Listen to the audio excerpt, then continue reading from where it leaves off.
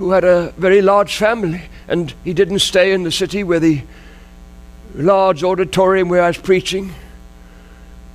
But I stayed with that particular preacher of that church, one of the preachers, and his family out on the small holding outside of the city. Good 35, 40 minutes drive.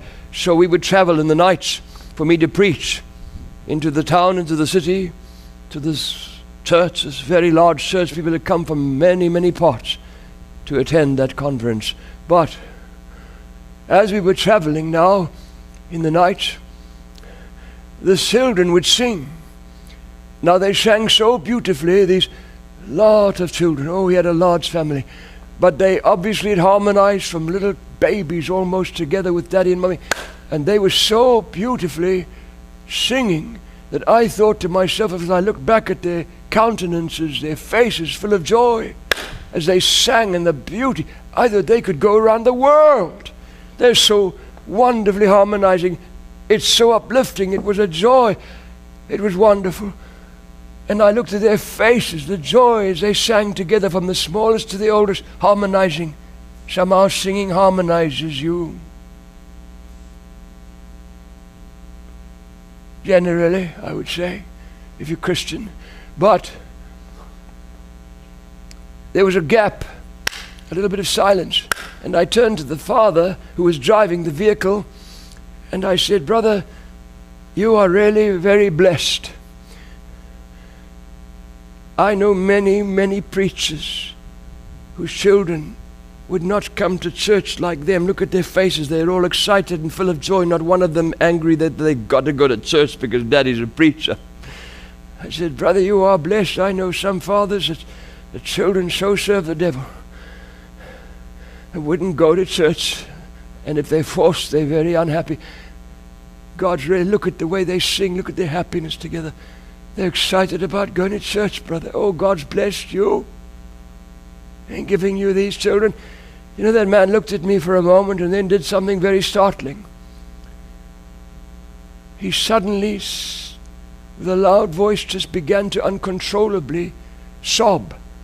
He just sobbed, and I thought the vehicle was going to turn over. The children come forward and pulled the car off the road, and he just sat there sobbing.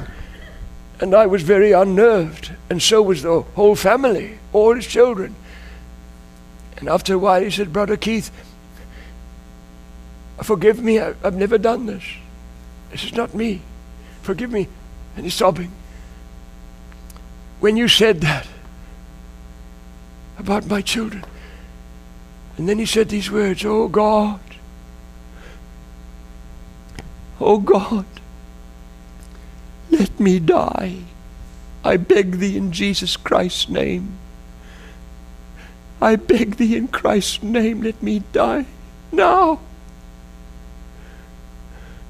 than to let me live to ever see one of my children ever going with the devil's children to the devil's houses to eat what the devil serves his children from the devil's tables to satisfy them with sin and wickedness.